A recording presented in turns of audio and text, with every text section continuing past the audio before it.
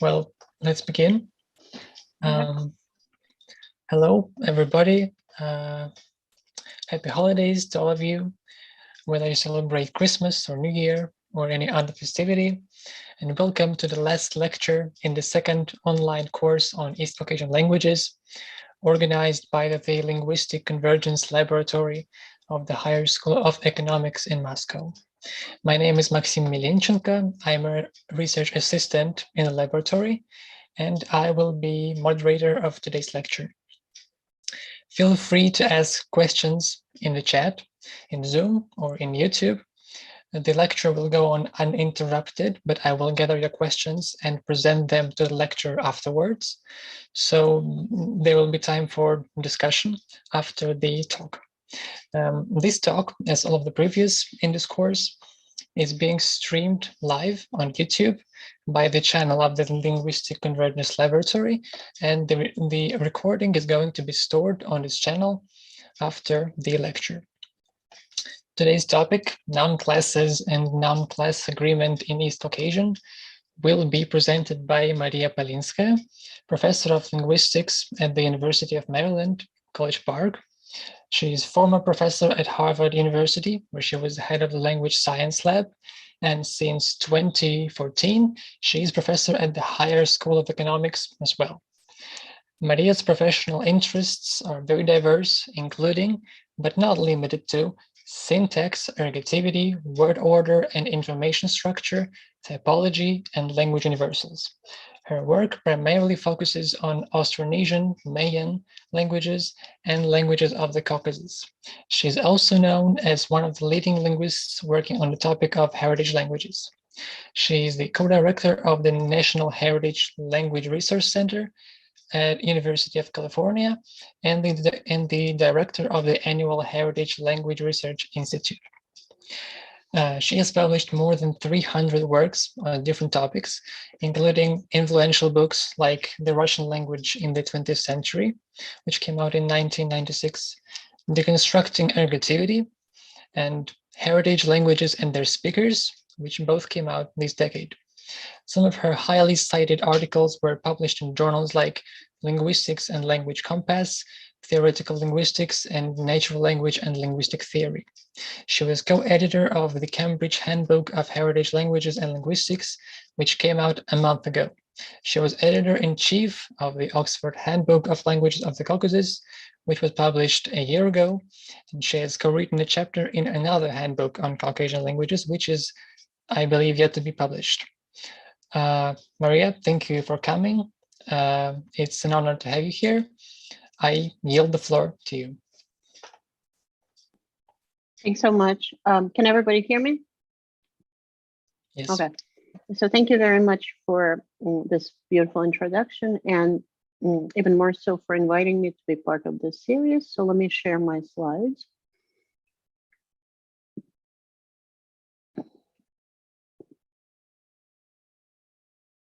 Okay, so we're going to talk about noun classes and noun class agreement in the Northeast Caucasus, or Nakh-Dagestanian, and these are the main topics I'm going to cover today. I'm going to start with something very simple, talking about noun class as a grammatical concept.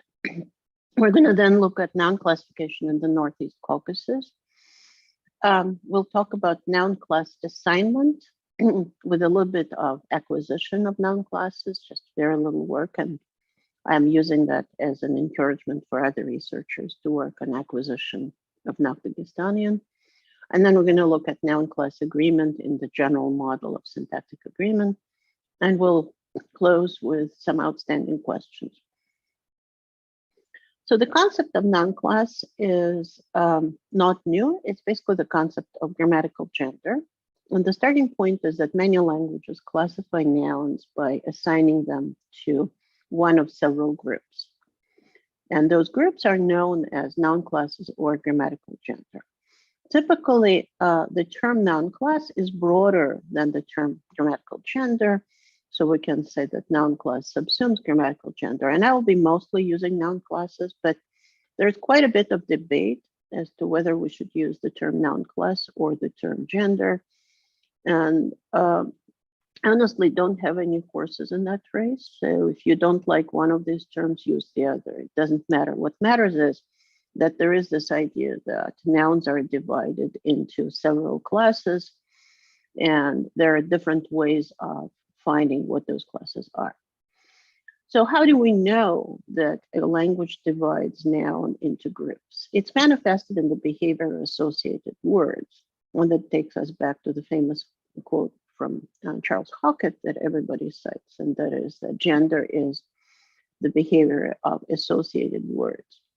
And the behavior associated words includes agreement and concord with a given noun. So this agreement can be manifested on verbs, on conjunctions, on determiners, adverbs, auxiliaries, and modifiers. And we're going to see some of that today.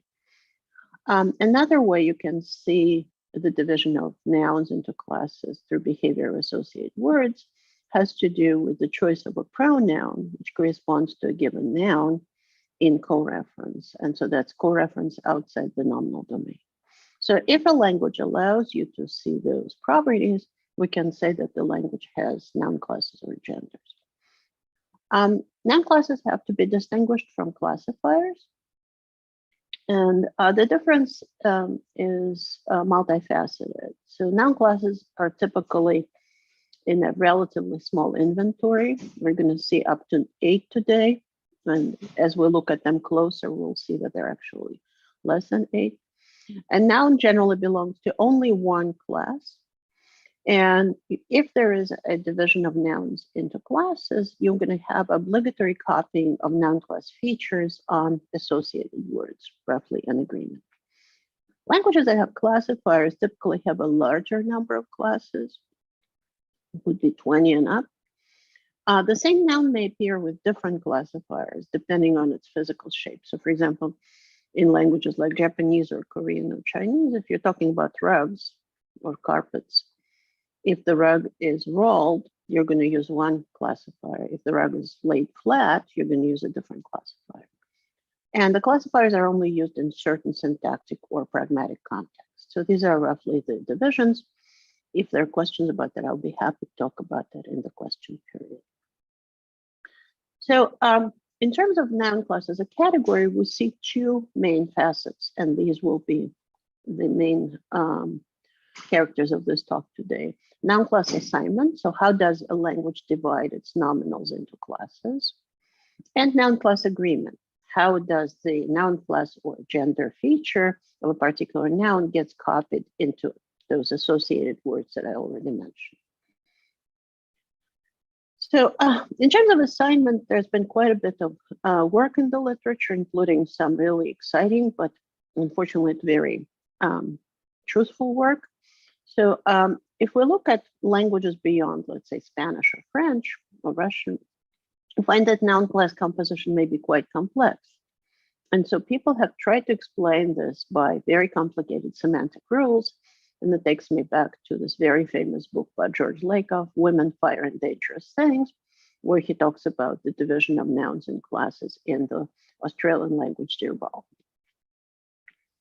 But the fact that children learn the bulk of gender or noun class assignment by about 36 months makes the use of complex semantic rules quite questionable, because it's hard to imagine that a 36-month-old child will be able to conceptualize very abstract semantic or mythological associations. So that compels us to look for some other reasons in class assignment, and I'm going to talk about some of them today.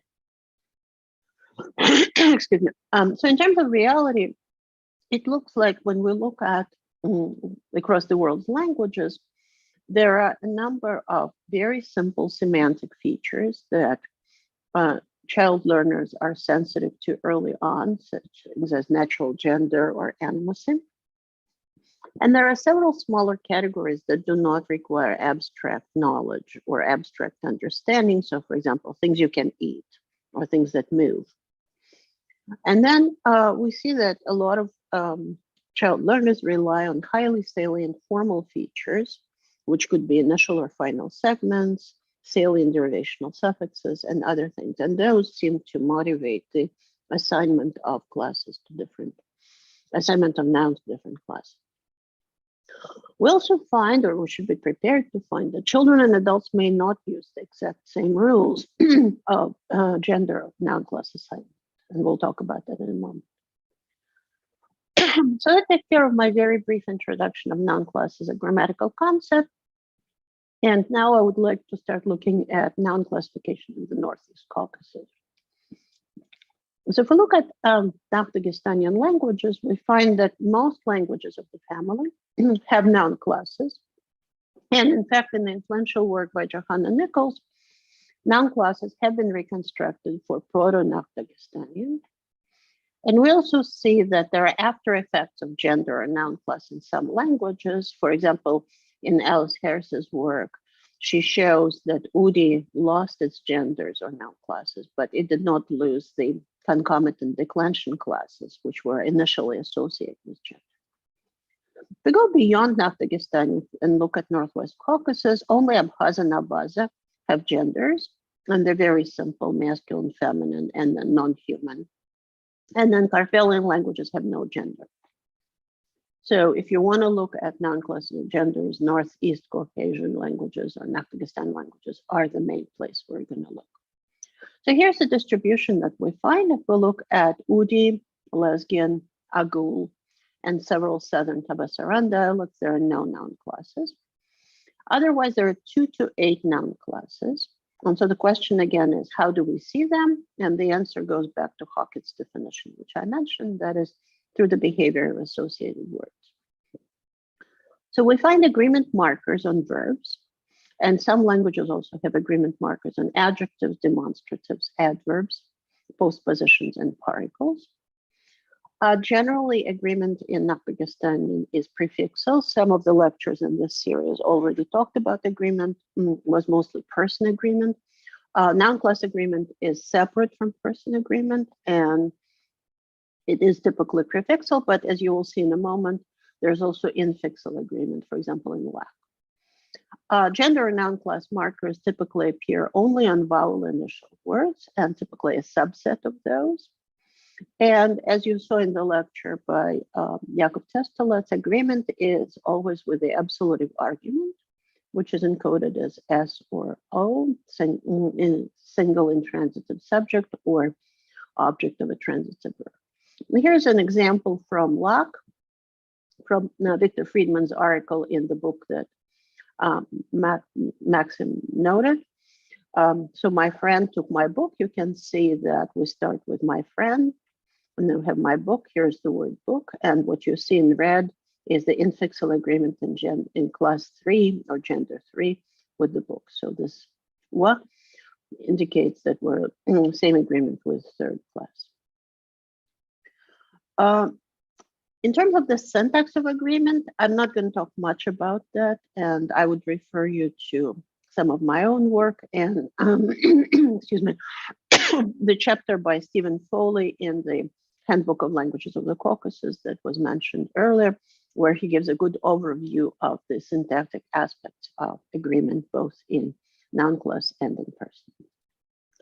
Here is noun class agreement in Archie, where I wanted to show you agreement as manifested on the demonstrative. So you have several deictics, this, that, depending on how close it is to the speaker, to the hearer, whether it's up or down. And so you see 4 noun classes in the singular and 1 general noun class in the plural. And so you have agreement. Let's start with the second class where it's more visible. You can see that here it's the suffix, which is r or vowel r. Third class b or vowel b. Fourth class t or vowel t. Here you have some interesting effects with the preceding vowel before b.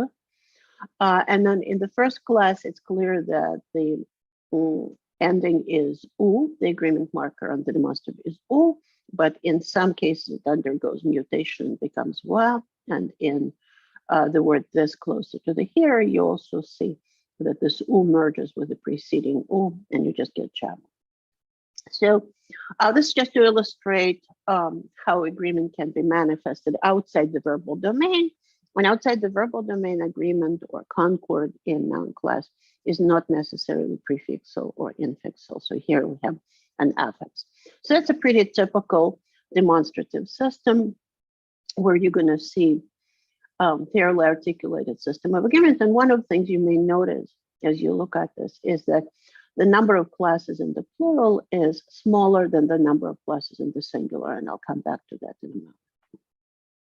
So in terms of agreeing verbs, we find that usually it's about 20 to 30% of the verbal lexicon. Remember that it's only particular verbs depending on their phonological shape.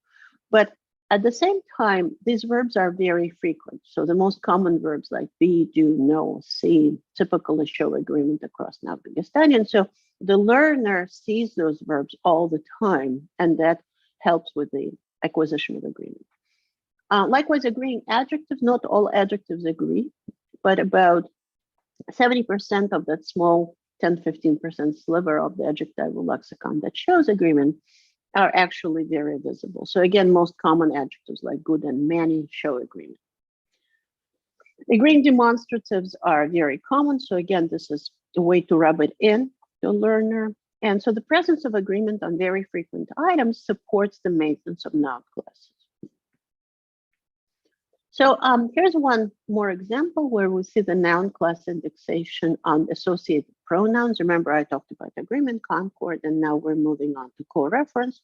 Here are examples of says, reflexives, and reciprocals, which are compound forms. Here I simplified a little bit, but what you can see is that the first element of the compound is the pronoun in the ergative, and then the second element will be in the case which is required by the antecedent. Here I'm just showing the absolutive case. And so what you can see is that for says reflexive reciprocals, the division is between two classes, males versus everything else. So classes 2 to 4, which corresponds to 4 different classes in the says lexicon, but not in the pronouns. So the reflexive is going to be nesaja or netlaja.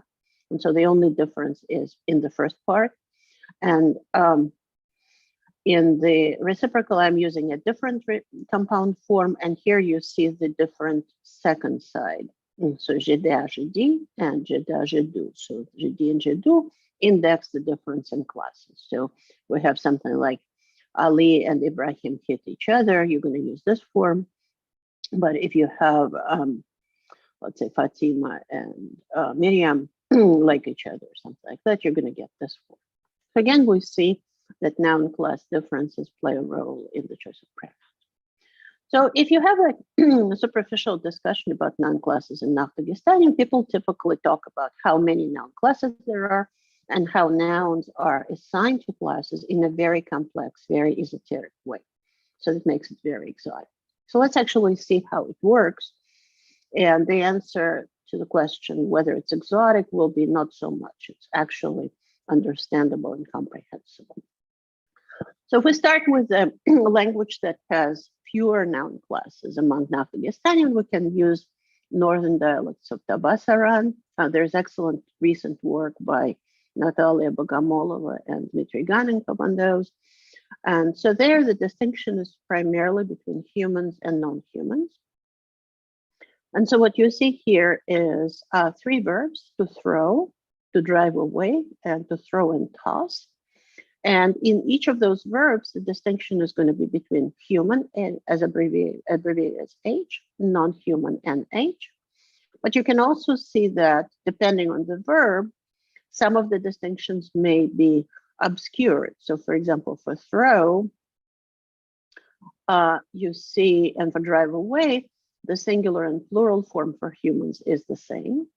And for non-humans, it's different. So you have it here. And then for throw and toss, you have 4 different forms. So it again shows that agreement will not be uniformly represented on all the verbs or all the adjectives. And we see from this a simple example that the division of nouns into noun classes intersects with the division of denotations into singular and plural. So in a more formal way, we can say that gender and number operate in shared space. So these features often work together, and we're going to see more of that as we move along. If we now look at Avar, Dargwa, and most Andik languages, there are three classes: male rational, female rational, non-human. So again, the first division is obviously between humans and non-humans. And then within humans, you're going to get male, female. And for example, children or babies will not be included in that. So that's the idea behind calling them female rational and male rational. If we move to Lakhtses, Hinuk, and Lesgic languages outside Lesgian, which have noun classes, you have four classes. So in Lakh, it's male rational, female rational, typically mature, so girls will not be included, animates and inanimates.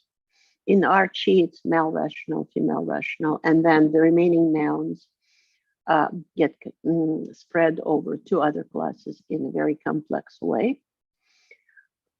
In Tez, we find male rational, female rational, and some inanimates. Class 3 is going to be animates and inanimates. Class 4 is inanimates. And I will show some modeling work on Tez later. So I'm going to show you some of the details of Tez class licensing. Moving on to languages that have more genders, Chamale, Hunzib, and Huarshi have up to 5 classes. So in Hunzib, based on Forker's work, we find male rational, female rational, animates and inanimates spread across the other 3 classes. For Chechen and Ingush, we traditionally identify 6 classes, and for Batsby, it's traditionally 8. And so the obvious question here is why traditionally? And here we get to the notion of lesser used or inchord genders. So if we look at Batsby, it's traditionally analyzed as having 8 classes. So this is a chart from Graf Corbett's work. You have singular on the left, you have plural on the right. And so what you see is that in the singular, we have 1, 2, 3, 4 classes indexed by v, b, I, and d. In the plural, you have 3 classes indexed by b, y, and d. So good luck to the learner because you have a lot of homophony in agreement. But as we look closer, we find that classes 6, 7, and 8 only contain about 20 words among them. And none of these classes is independent. And so instead of calling them separate agreement classes, it's easier to talk about them as what's called inchord classes, which are interpreted as lexical exceptions. Just like when you learn English, you learn that ed is the marker of past tense, but then you have to learn some verbs like went, the most common one, which is not following the rules, so we don't say goed. And so this is the same idea, and that is that the membership in those classes 6, 7, and 8 is something that has to be learned. And if we assume it this way, then we can actually find that the number of classes in Batsby is smaller. Here's a chart from Thomas Weir's work where he shows the membership of these classes. So here are classes 1 through 8 in the singular, classes 1 through 8 in the plural. Remember, the markers have homophony. So the largest class is class 3, which includes things like child and heart. The second largest class is class 4, which includes things like tooth and rain. And then you have classes where you can have mostly male denotations, mostly female denotations. And then finally, you have some classes where you just have to learn what the gender of or the noun class of these words is. So if we adopt this approach, then Batsby only has 5 classes. So you have the singular male class, which goes to the plural but, and then you have basically 3 classes here, which then go to 2 classes in the plural. So altogether, we end up with 5 classes, excuse me, excluding inchord genders, and that makes the system much more manageable. So if we do not count those inchord classes, which are basically lexical exceptions or could be treated as lexical exceptions, the maximum number of noun classes found in Nakh-Dagestanian drops down to 5. And there are always fewer class distinctions in the plural. So commonly it's human versus non-human. In Godoberi, 3 singular classes, male, female, non-human. In Hinuf, it's 5 singular classes, male, female, animals, inanimate, and inanimate, 2 inanimate classes. And some languages have 3 classes in the plural. For example, in Beshta, in Gitladal dialect, you have 5 singular classes, male, female, animals, and animals, and then 3 inanimate classes, and 3 plural classes, which we just number, where we say 1 and 2 are human class, and they have a human plural. 3, 4, and 5 are a different class. So basically, the only distinction you find in the plural is human versus not human. Nakh is an interesting case. It has received quite a bit of discussion in the literature. It's traditionally analyzed as having 4 classes: male rational, mature female rational, animate, inanimate. And the vast majority of historically typical class 2 females shifted to class 3, which is just animates, by association with the word to girl. And it was considered impolite to use class 2.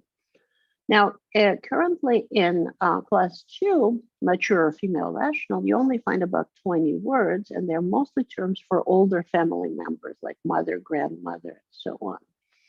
And Corbett, in analyzing this shift, brings up parallels with the Polish dialects, where the Polish, some Polish dialects also move the words which refer to girls and unmarried women to neuter. So you have things like Zeus has gone in the neuter, or I was mushrooming, spoken by a girl. So it's a very, very similar move. So Zhirkov, in his work on Nakh, proposed another class, the 5th class, which is only whose only member is the word for house, and this class is 3rd singular and 4th plural. But again, if we count that as an inquiret, then we do not really have to count it as a separate class. And so generally, Friedman, in his work on Nakh, argues that Nakh has not 4, but 3 classes. And his argument is that class 2, remember, mature females, contains only a small set of nouns, less than 20. The class markers are not unique to that class. So you get ba and wa, and we find ba and wa elsewhere. And so class, de and ra. So class 2 should be considered incorrect. So depending on whether you adopt the idea that male, mature female rational is a separate class or an incorrect class, Nakh could be analyzed as having either 3 or 4 genders. In terms of reconstruction, going back to Johanna's work, there is a reconstruction of Nakh-Dagestanian noun-class prefixes. And again, if we look at the features, we see that the features recognize male human, female human, many animates, and basically a couple of classes for inanimates. And you might recall from my slides that these markers, v, y, r, b, d, they've been recurring all over the family. So these markers are pretty resilient.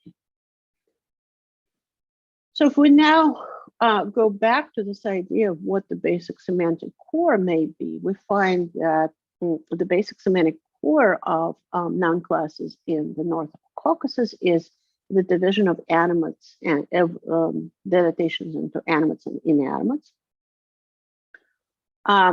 Within animates, we often find the division into male, female, although that's secondary to animate. We also find a lot of features which rely on the feature human, non-human. And again, within that, we find male, female.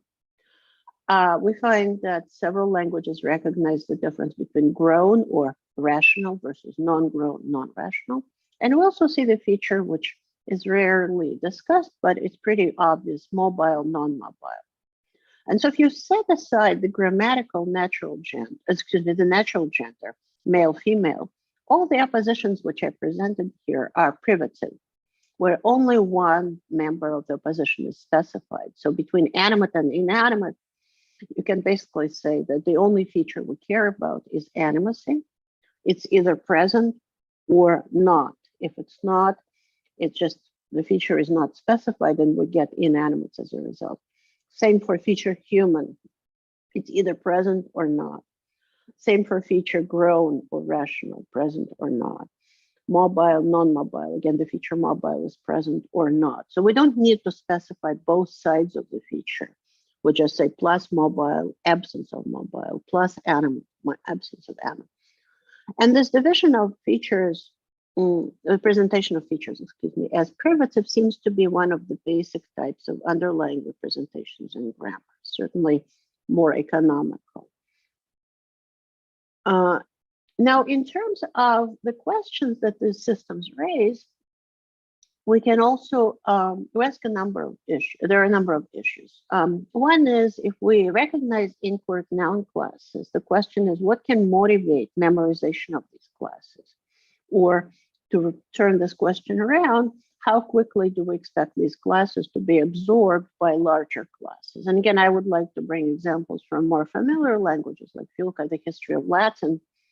Latin had at least 5 noun classes or genders, but some of them had very few members. So for example, class 5, which had the word like dia, day, and as Latin became a series of Romance languages, the switch was from 5 genders to 2, setting aside Romanian.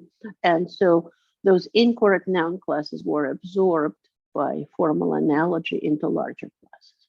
So what can motivate memorization? Could it be the frequency, for example? Could it be that there are just very few nouns? And if you're few and frequent, then probably the Inchord survives. If there are too few or too many and they're infrequent, then we're going to lose the Inchord category. We actually need acquisition data to know what happens in the learning of Inchords. And unfortunately, we don't have a lot of data on the acquisition of Nakh-Dagestanian. That's a very important gap in our knowledge. And I hope that looking at these issues may motivate future researchers to study the acquisition of particular Nakh-Dagestanian languages or even just the acquisition of gender. So this is a brief overview.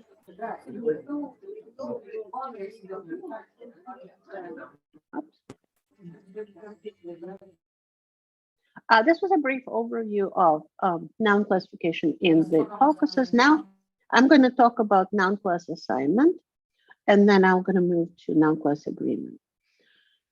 So the main assumptions when we look at the noun class assignment is that the noun class or gender must be learnable by a child, and children do not have access to complicated semantics. And so if that's the case, classification should be able to be explained by appealing to fairly simple semantic core. I've shown you some of the features in that core, and also some formal features that we know children to be sensitive to. If we look at the general work on acquisition of gender, we find that formal features are relevant in the acquisition of a number of languages, starting with Russian, French, Romanian, German. Keith Plester and I did the work, some work on Dirbel, where we tried to argue against Lakoff's approach. And then I'm going to show you some work on says.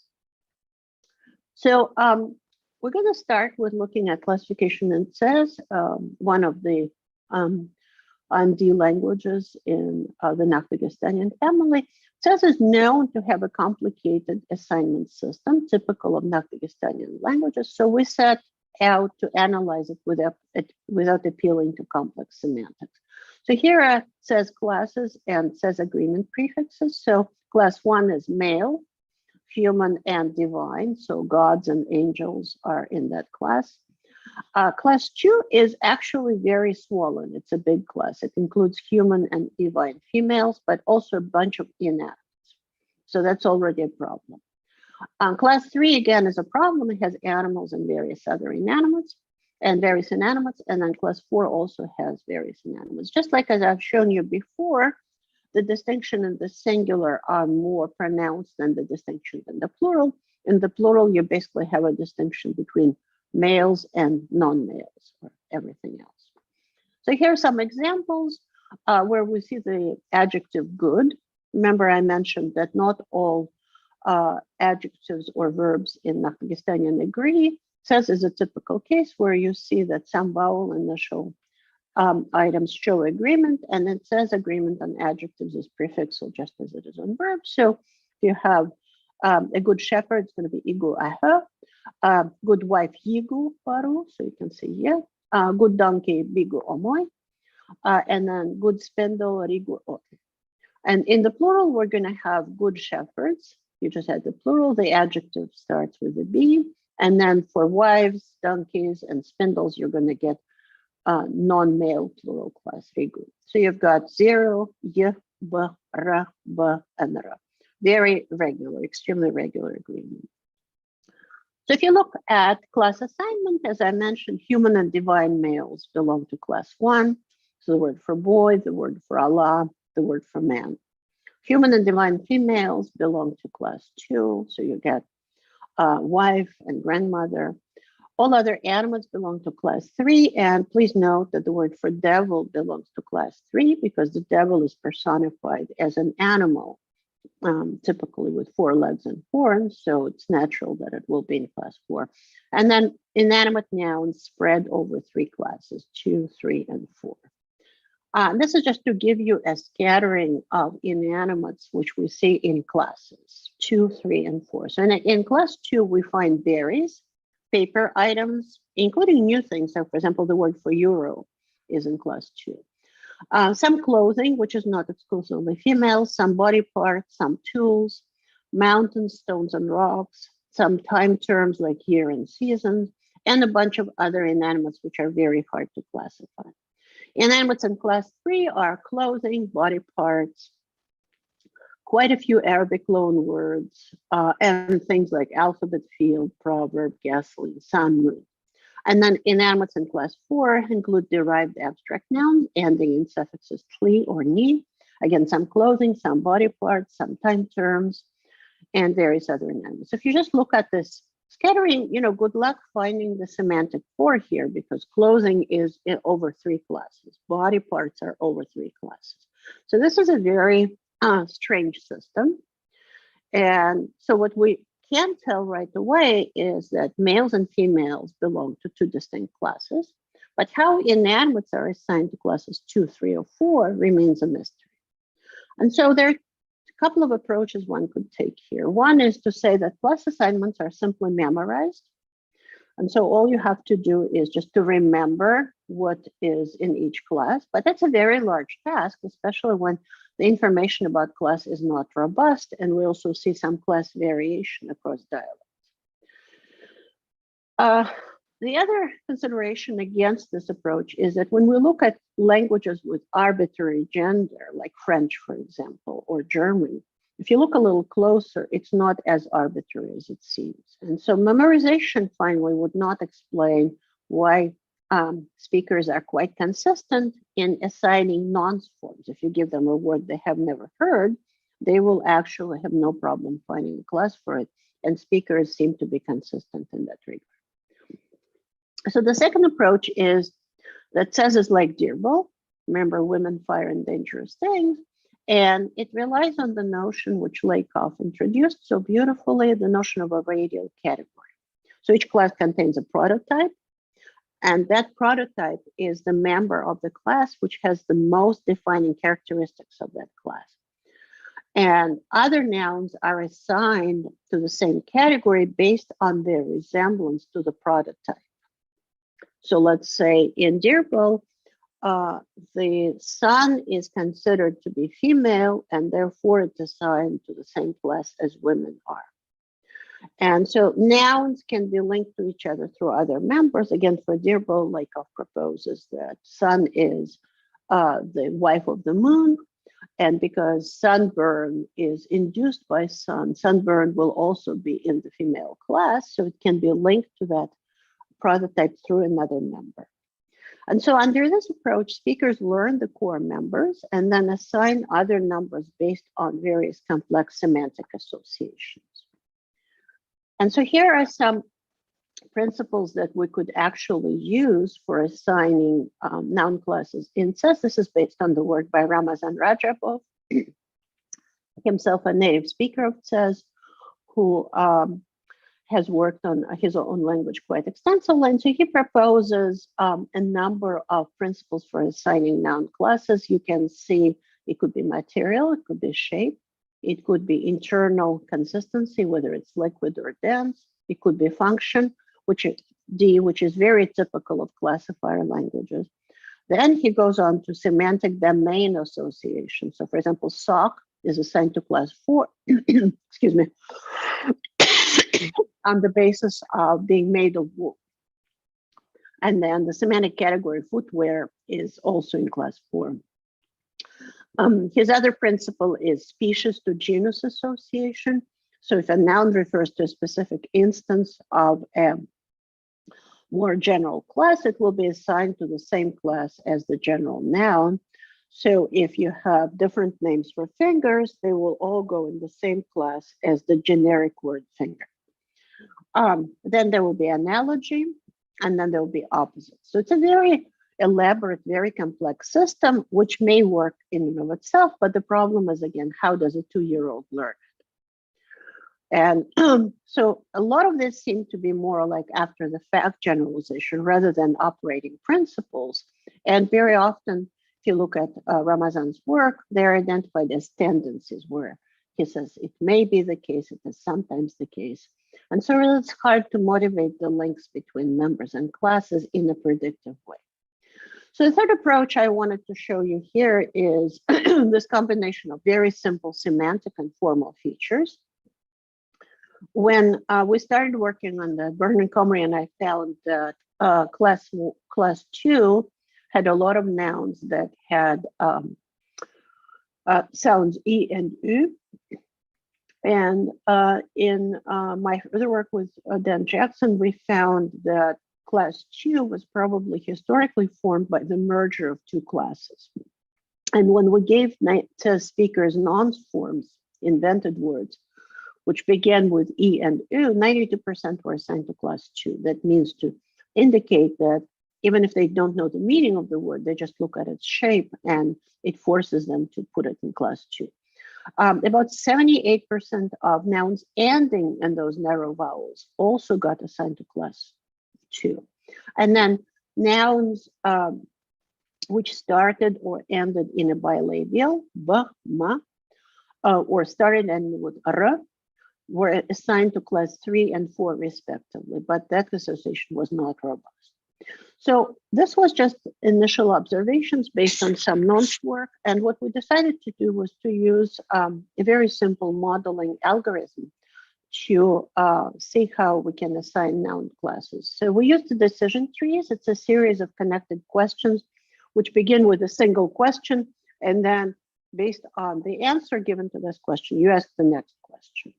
So we started by adding specified attributes to a data set. And the idea was to find the smallest decision tree, which was consistent with our data. So we should ask the most determinative questions. So I want to emphasize that decision trees are not the only modeling options these days, but we just use them because they were a very easy way to visualize the system. So I'm going to start with a toy example looking at Spanish. Spanish has the simplest gender system you can imagine. And so it's masculine, feminine, and the question is, how is Spanish gender assigned? So you can create two types of attributes. You can ask, is the denotation female, or does the noun end in a? So if we take the word actriz, the denotation is female, the noun does not end in a, we assign it to feminine. Take the word chica, it's female, it ends in a, it goes into feminine. Take the noun jardín, it's not female, it doesn't end in a, it's masculine. We take the noun pijama, it is not female, it ends in a, and it's masculine. So we can actually start with either this question or this question. So if we examine the value of the two attributes, we see that, excuse me, the question, is it female or not, or the question, does it end in a or not, equally splits our toy example into subsets. So if we ask if it's female, we're gonna get one subset, actriz and chica, and the second subset, jardín and pijama. If we ask if it ends in a, we're gonna get chica and pijama in one subset and actriz and jardín in the other. And you can easily tell that asking the question whether it's female gives you a more accurate answer. So it's more informative to ask whether a noun is female rather than whether it ends in a. And so you have a simple decision tree which accounts for all the data. Female, yes. The answer is no. Put it in the masculine class. And in serious analysis of Spanish gender, basically Spanish is identified as a one gender language. It's feminine or the absence of feminine. And so if you run each noun through the tree, you get the correct gender assignment. So, so far it was just a toy example, but in fact, Spanish is not as simple. So you have nouns like leche or mano, which do not end in a and are not female. And so some female nouns, as I just said, end in o. And so what we have to introduce more features. So the pitfalls of this approach is that if you have a non-comprehensive data set, if you didn't include all the nouns of your language, you may not accurately represent the situation. So if we look back to Spanish, we see that the final R is not predictive of feminine, which in fact it is. And you have to test different attributes. And so in the toy example, I've tested female and final A, but maybe you also want to test male and final or other features. And finally, decision tree will not account for all the lexical exceptions. So for example, certain masculine nouns end in A, dia, or pijama. And there are also some phonological rules in Spanish where feminine words beginning with a stressed A take the masculine article. So we say el agua fresca and not la agua fresca. But in the plural, you're going to get las aguas frescas. So these have to be memorized. So in a way, this is a side of inaccuracy in Spanish gender. So I use this digression just to show you how simple decision trees work. And now we're going to look at what we did for it. Says it's not perfect, it's just a start, but I would be very interested to see similar work on other languages, especially with very well sourced dictionaries. So we had about 3,500 nouns, which we took from Majid Khalilov's dictionary and from the dictionary by Ramazan Rajabov. Importantly, there were some differences between Ramazan's genders and noun classes and Majid's noun classes. And what we also did, because there were a lot of disagreements, we asked native speakers from two dialects to test, to confirm some of the genders. Here you see the percentage of nouns. So class 1 males is about 12%. Class 3 is the largest class. That's the class that has all animates, including devil, and a bunch of other nouns. Class 4 is also quite big. And then class 2 is fairly small. It has about 12% nouns. Okay. Now, class 1 is slightly inflated because in this class, we had a lot of names of professions. And we did not count them as members of class 2. So if there was no separate noun for, let's say, driver or director, we just put it as class 1. In terms of attribute selection, we went ahead and tried to introduce as many semantic and formal features as we could, trying the ones that we feel children may be sensitive to. So we looked at first segment, last segment, first two segments, last two segments, number of syllables, and so on. For semantic features, we chose male, female, animate, vehicle, and then following Rajabov's work, we took berry, paper, edible, container, and stone. And so we coded each noun for the relevant attributes, and then we basically ran a computer simulation. Here is how it works. So the first question you ask, is there a semantic feature I can identify? And if the answer is yes, you basically ask which feature it is. If it's male, you put it in class 1. If it's female, you put it in class 2. If it's animate, you put it in class 3. And here are 3 features which I'm not so sure about: berry, paper, and stone. They all go into class 2. And then finally, vehicle goes in class 3. If the answer to the question whether there is a semantic feature or not is no, you ask the next question, and that is there a visible derivational suffix? And if the answer is yes, kli or ni, these are abstract noun suffixes, you put in class 4. If the answer is no, I don't see a durational suffix, you ask the next question, and then you basically have the answer, yes, there is an initial segment, y, b, ma, m is missing here, and r, and that goes to class 2, 3, and 4. And if not, then you have a residue. So if you use this decision tree, you correctly assign about 87% of the nouns in our sample. And so what we find based on this is that semantic features are quite predictive of assignment, but they're very simple. It's not like, the sun is the wife of the moon and so on. We also find that semantic features actually override conflicting formal features, and that's very common cross-linguistically. So no matter what your noun looks like, if it denotes a male, it goes to class 1. If it denotes an animal, it goes to class 3. If it denotes a female, it goes to class 2. We also found that vehicle was strongly predictive of class 3, anywhere from bicycles to space rockets. And so perhaps class 3 is not animate, but mobile. And that would allow us to merge animate and vehicle into one feature. The smaller semantic classes were also predictive, but not exceptional. And there was strong noise in child data. So maybe we don't need them. So again, we end up with a very simple semantic core, like the one I was presenting when I talked about the overview of noun classes in the Caucasus. So the semantic features most predictive of class assignments are male, female, and mobile. The two abstract forming derivational suffixes were also strongly associated with class 4. And here it's important that it's about the suffix and not about the feature abstract, because abstract nouns appear also in classes 2 and 3. So what we find is words like destruction or happiness are in class 2. Words like politeness, respect, or luck are in class 3. And this is where we see that the formal features are more important.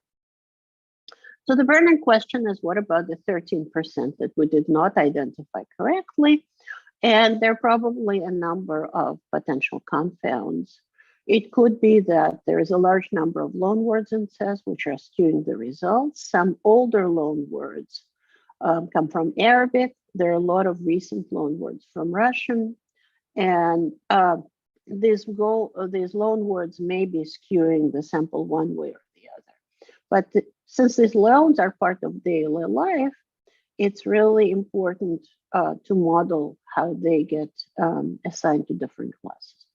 It could also be that as more and more loanwords enter the language, we could actually see some changes, ongoing changes in CES, and that creates 13% of noise in the data. By the way, in the paper which I cited, we had a lower percentage of nouns correct. So after we reran the model more recently, we actually ended up with 13% of exceptions, which wasn't so bad.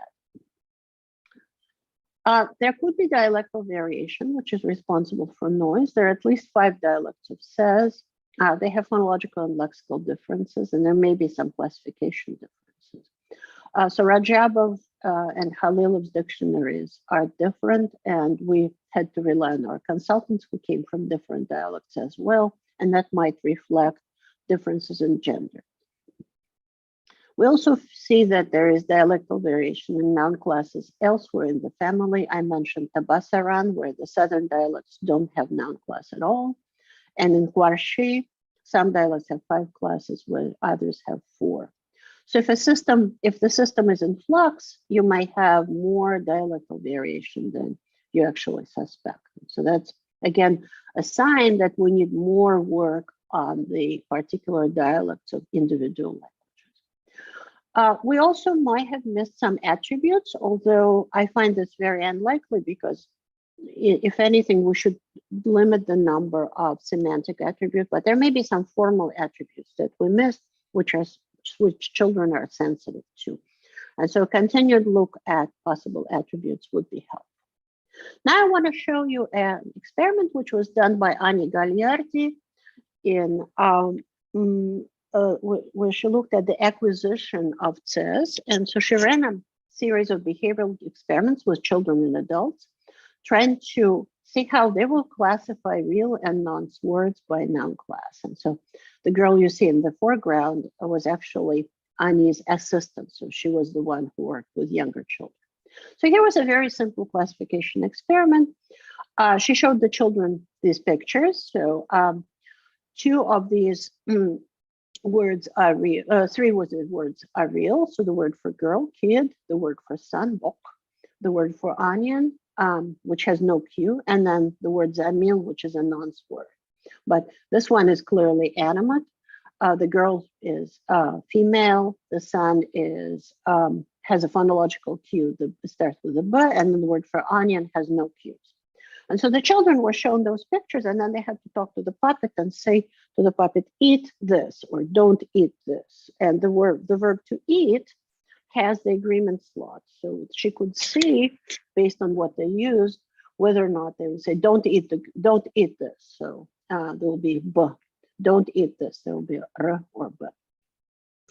So here's some results for the word. So she had three groups: young children, under 5, older children, and adults.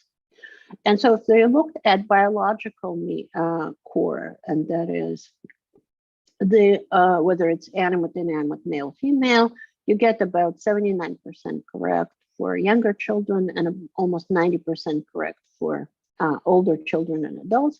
If there was some other semantic feature, you can see that the young children and the adults did very well, but the older children didn't do so well. And then finally, when there was a phonological cue, everybody did quite well. These numbers are actually staggering in a behavioral experiment because typically you get something like in the high 80s. When there was no cue, you could see that older children and adults did well. And when there were conflicting cues, you could see that young children and older children were vacillating, and that might be that source of noise that I identified in the data. So what she found generally was that children used less reliable phonological cues rather than more reliable semantic cues when there was a conflict. Adults always went with the semantic cue when there was a conflict. And that's typical of acquisition. Children pay more attention to the formal shape of the word than they do to the meaning of the word. She also found that only certain types of semantic information were used, so she did not find any reliance on features like stone or paper. And one of the things which I don't have time to discuss here was that says children actually used class 3 as the default. So when they didn't know what to do, they put everything in class 3, starting with the B. And the adults used class 4. And so what we find is that children and adults differ in their noun class assignment. And it's possibly because class 3 in says is the largest class. So children again go with the formal kind of notion with frequency. But the question remains, how does a child develop the adult pattern? How do they move to class 4? And again, it's not that children did not have class 4. They just did not use it to populate it with the nouns that they didn't know.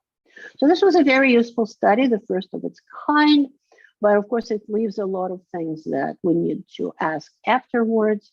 And again, I would like to use this study as an encouragement for other work on Nakh-Dagestanian acquisition.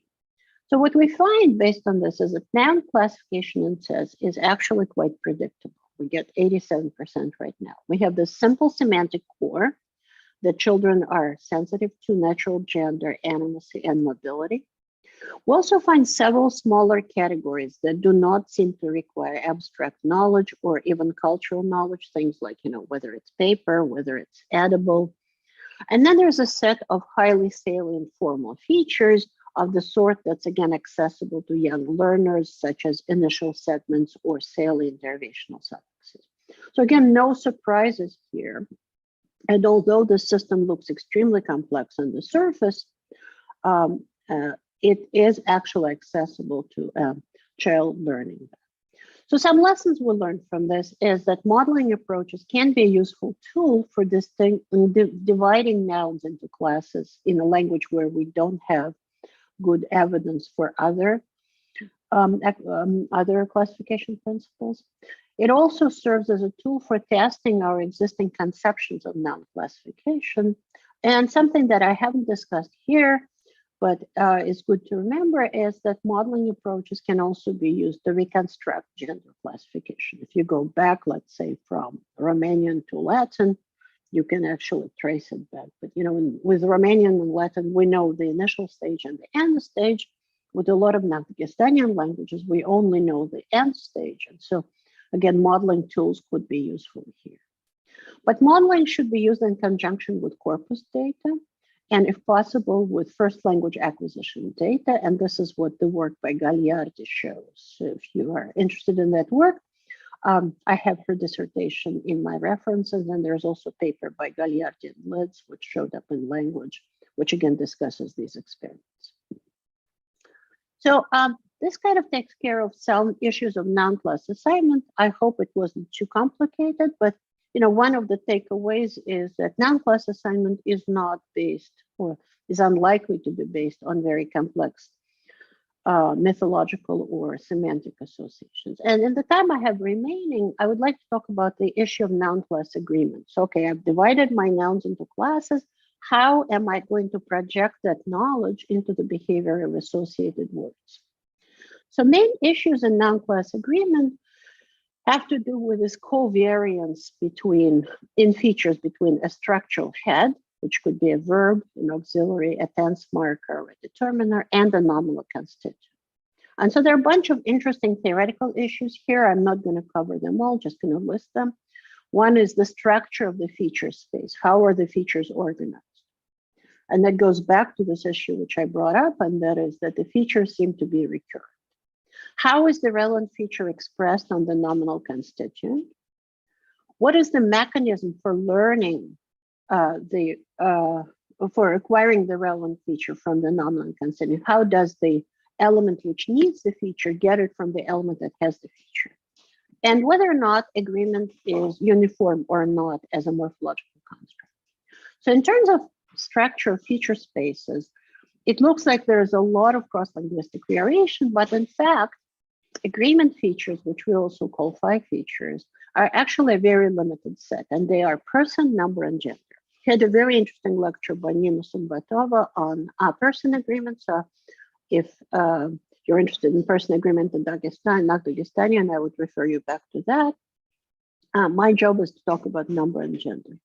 So phi features or agreement features are privative. There is no plus minus feature. There's only a feature and absence thereof. So for example, there's only feature participant when I talk about I or you, and then third person is the absence of that feature. And certain features cannot be present unless another feature is present. So for example, in languages that have dual, we always find plural. So plural is the independent feature and dual is dependent on the plural. So when agreement indexes only a subset of phi features, it's typically that person agreement that goes missing. And so from all that, we deduce that phi features are organized in a hierarchical structure. And one of the ways to represent this hierarchy is shown in the work by Harley and Ritter, where you start with this general idea of agreement features, and then you go to person, and then it's participant, you and I, or author, and that's me. And then number and gender, notice these two are together. They operate in a shared space. And so what you have here is what I would loosely call plural, and then noun class or gender. And so the connection between number and gender, which we already saw as we were discussing the genders, noun classes in Dagestanian, is well accounted for under this hierarchical relationship between phi features. So person is separate, these two guys are merged together. So this is this connection. And in terms of how noun class information is stored, how do we know that a certain noun belongs to a certain noun class? There are several approaches.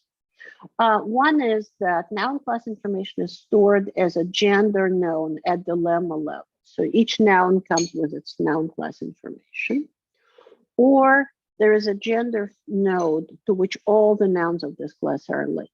And the latter approach has been modeled in terms of the framework known as distributed morphology, where the idea is that there is a root which has no category, and that root can combine with a functional head, little n, little v, little a, and the heads carry the relevant grammatical information. And so the functional head n makes a root into a noun, and that functional head can come in different flavors. It could be feminine, it could be class 3, and so on. And the default noun class is the class which doesn't have any of the features. And so the hierarchical organization, which I showed you on the previous slide, can then follow the decision tree for noun class assignment, the one that I used for test, for example.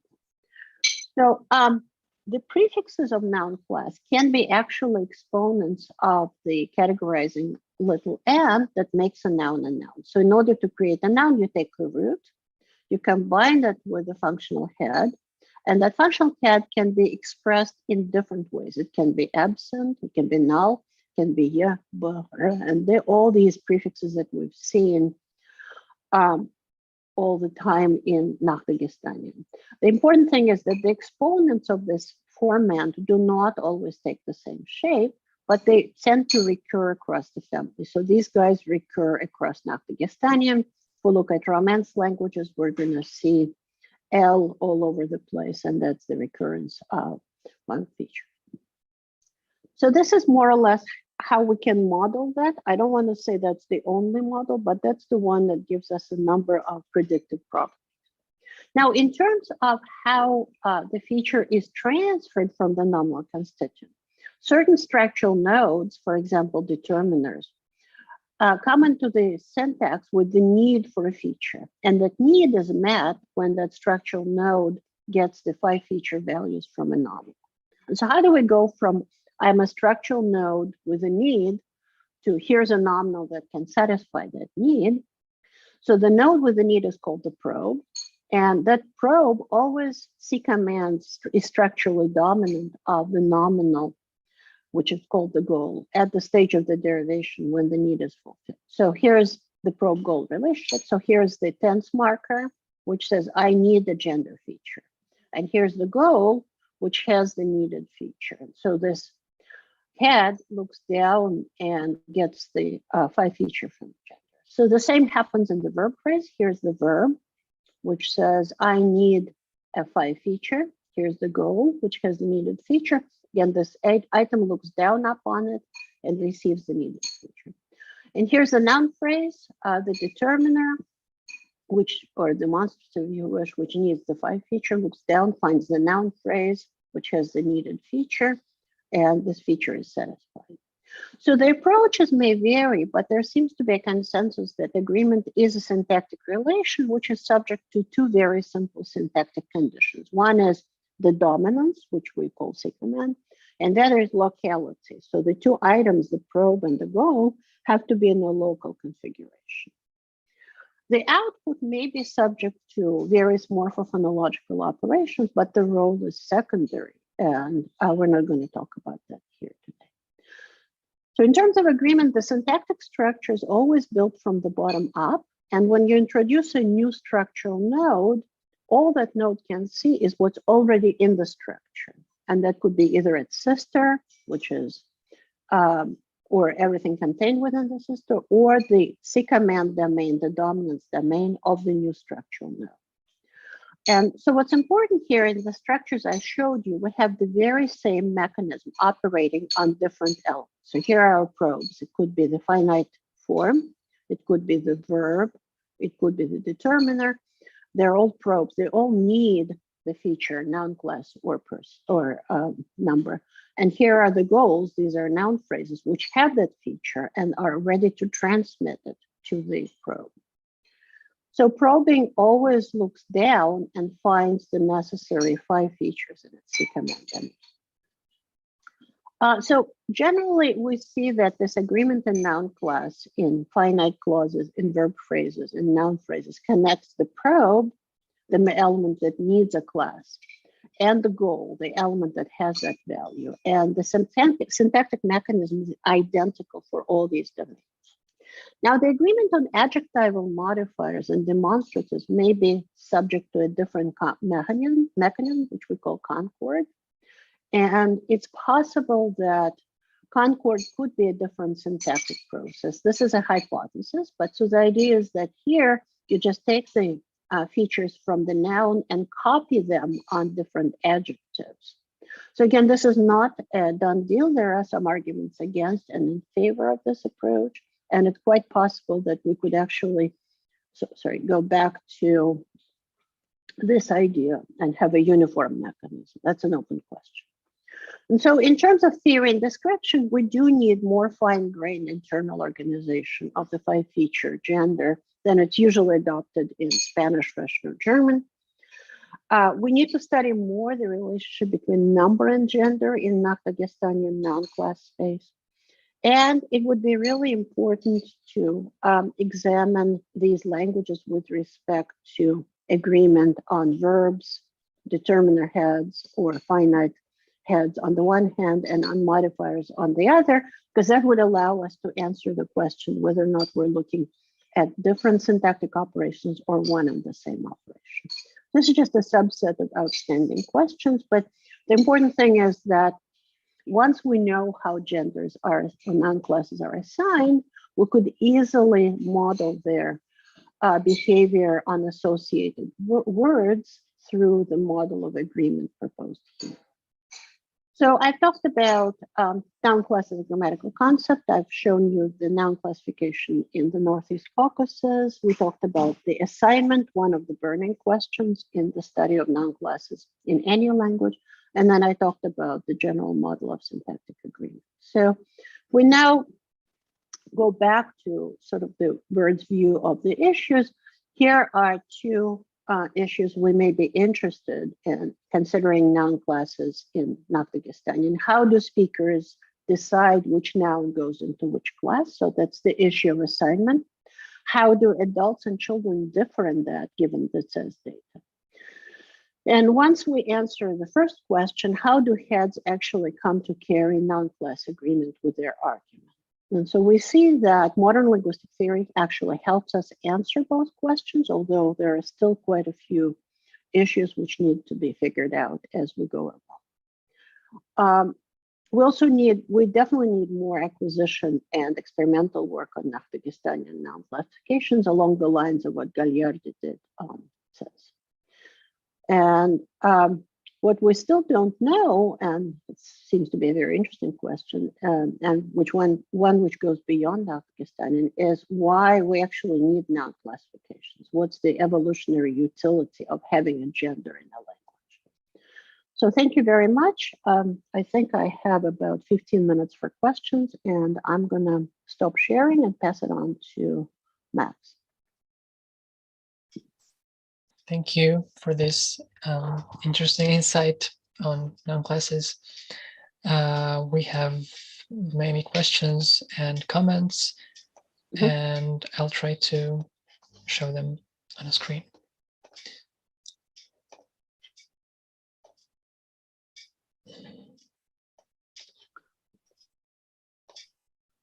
Okay, so slide 6 to 7. Could it be that children choose class 3 because it's more productive now? As in, could it be some recent historical development? I think that's an excellent question. A lot depends on what you mean by productive. It's certainly the most popular class in terms of percentages of nouns that go into that class. So I think what you're saying is essentially what I was trying to say, but maybe in a slightly different way, and that is the children see class 3 more and more. In terms of whether or not it's a recent historical development, I don't think so, because if it were a recent historical development, we would see more of the change in the adult data, unless we consider that children are instantiating this historical development. But yeah, I think the answer is essentially children go for class 3 as opposed to class 4 as the default, because this is the class that they see as the most frequent class. Okay, Sarah, may have missed it, but I was just wondering regarding the study on first language acquisition of noun class in the case study. Has there been similar research regarding noun class acquisition using similar models in other languages and language families? And so how did the results of this case study compare and contrast to this cross-linguistic L1 research? There is a little bit of research on the acquisition of noun classes or genders in more familiar languages like French, Spanish, German. A little bit on Russian. Probably German has been studied the most. And in German, just like it says, we see dialectal variation. So for example, German nouns ending in L, like Hell, Kartoffel, tend to cause problems, not problems, cause dialectal variation. And the results are very similar to what we see in says. We see a very small semantic core, again, human, non-human, female, non-female, male, grown, non-grown, and then we see the reliance on very visible formal segments, salient pieces, typically something that is stressed. So if you think about Russian, in Russian, children often make mistakes in the acquisition of gender, again, based on formal analogy. So palatal endings in Russian nouns cause confusion between masculine and feminine. So yeah, primarily, I would say the probably my favorite study is by Ann Milne on the acquisition of German. There has been some studies on Italian. There's also been some work on gender in bilinguals, Italian German in particular. So this is one of the kind of sample studies. Hope I answered that question. How do we go? If I didn't answer the question, should someone chime in, or how do you usually do that? Oh, okay, I see. She said yes. Okay, Peter, how can the probe goal architecture model the agreement of dative pronouns in Archie or adverbials across Nakh-Dagestanian language? Yeah, Marina actually cites the chapter that we co-wrote with her and Nina Radkovich, where the dative pronouns are what Greg Corbett calls agreeing nominals, are actually just elements which sit on silent little v's. And what they do is they carry the agreement marker, which is on that little verbal head. And that because the verbal head is null itself, the agreement marker shows on the pronoun. So, and they're dative for a reason, because the dative license is licensed by the special little v. In terms of adverbials, adverbials are part of the verb phrase. And again, if the verb in the verb phrase is silent, then the adverbial can carry the agreement marker. Some adverbials, not just in Nakh-Dagestanian, but also in some other languages, for example, in Malagasy, seem to be inherently verbal. And so maybe we shouldn't analyze them as adverbs, should analyze them as verbs. And so as a result, again, this is pretty much subsumed under the probe goal architecture. So I don't think there are many surprises here. Can you move up?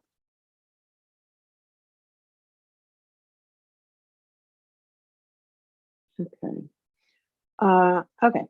So yeah, I agree. Archie is where they looked at phonological factors in 3 and 4 class distributions, and I neglected to mention that, but was very much the inspiration for the TES study. Okay, and there's a comment from Tom. Further evidence of semantic category mobile Georgian plural agreement. Traditional said to be triggered by animate nouns, with inanimates always taking singular agreement. However, mobile entities, boats, cars, can also trigger plural agreement. Yeah, it's an interesting idea. It says speakers have been in contact with Georgian speakers over many centuries, so possible language contact could be involved. And then Nino says that she's not sure about boats versus cars. I don't want to get into an argument with Georgian speakers, so I defer to Thomas and Nino. And just like we have a little bit of variation even in a smaller language like Tsaz, I suspect we might have dialectal variation in Georgian as well. Okay, Misha. Totally agree with human versus non-human and animate versus inanimate being privative, but I disagree on mobile versus immobile. Immobile may be viewed as a positive meaning, no less than mobile. In fact, can formulate mobility.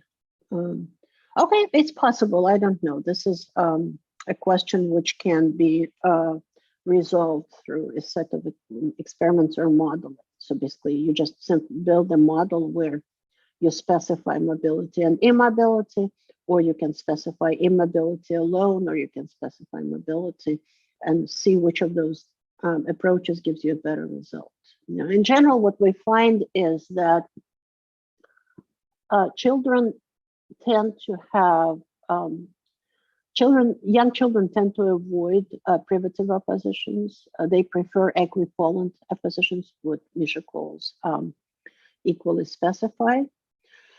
And it seems to be an interesting kind of question how you grow up to become a language user for whom privative oppositions are more common. I find a lot in the heritage work that Maxim noted in the beginning. I find that heritage speakers actually tend to avoid privative oppositions, and they often tend to reformulate what's privative in the baseline into an equivalent opposition. So it's quite possible that children actually start with fully specified oppositions and then develop them into more economical privative ones. That's an open question, and in my opinion, a very interesting one. So el agua fresca, given fresca, should we not consider el simply an allomorph of la in specific conditions? Yes. As Ora said, there is work on this phenomenon in French. There's also work on this phenomenon in Spanish by Jim Harris, not Alice Harris. And you can say that's an alloform, but it's an allomorph. But the important thing is that if you're a Spanish learner and you see el agua fresca and not la agua fresca, el is going to give you a conflicting signal. It will try to force you to say this is a masculine noun, and then you see fresca, and then you use the feminine noun correctly. So what we see in the acquisition of monolingual Spanish, the children often say el agua fresco and los aguas frescos for a while, usually I think until age 4, and then they correct themselves. So I wasn't saying that el is a marker of the masculine. It is an allomorph of la, but it still gives the wrong signal, so to say, to a learner. Is there a substantial difference between your approach to acquisition of noun classification and Young's tolerance principle approach? Young's tolerance principle approach is essentially the approach which accounts for things like inquiries. And this is where it's extremely important. So we can use it to predict whether or not there will be inquiries. So the approach I talked about here is a little broader. And on this approach is we need to see which features are organized a certain way. And if I remember correctly, Young's tolerance principle mostly applies to things which we can consider irregular forms or inquired forms. But yeah, in general, conceptually, they're very similar. Okay, so Peter, this doesn't sound convincing to me. Falling back at invisible elements is almost always just restating the problem, not solving it. Second, perhaps I misunderstood something. There's no correlation agreement of adverbials and null verbs, either in Nakh-Dagestanian or Italian dialects. Okay, so there are two pieces here. One is whether or not you want to have invisible elements. And we can agree or disagree on the models. So the model that I'm using allows for invisible elements just because, you know, they're considered allomorphs of visible elements. Sometimes you see the little v, sometimes you don't. The fact that in Archie you have what's called agreement on the dative is only on the dative and on the genitive indicates that these elements are licensed a certain way. And in the papers which Marina cited, I'm proposing that they are licensed by the silent little verb or the silent element in the nominal domain. So I don't think it's restating the problem because I'm predicting which particular forms will be carrying agreement if their licensor is silent. So if you don't have those forms, then you'll be predicting that you should have agreement form on pretty much any noun in any case, and that's what doesn't happen. In terms of the correlation of agreement adverbials and null verbs, I did not, maybe I said it very fast, but adverbials are part of the verb phrase, And as part of the verb phrase, they may carry agreement. So that has nothing to do with the noun verbs. And you're right, in Italian dialects, for example, in the work by Adam Ledgway, there is this idea that basically it's copying of agreement features from the verb. Is there more? It seems that there are no more questions, or no, there is. There's a comment in the chat. You use plural with cars, boats. I don't see the whole chat. Can you read it? Sorry, you use plural with cars, boats, if they are real means of transport, as opposed to, say, toys, where you use singular again. Mm-hmm.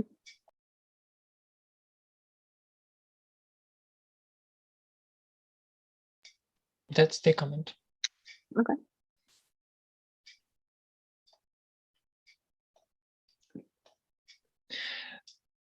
Well, if there are no more comments or questions, maybe it's time to end the lecture and the course on Nakh-Dagestanian languages. Thanks to everybody who came.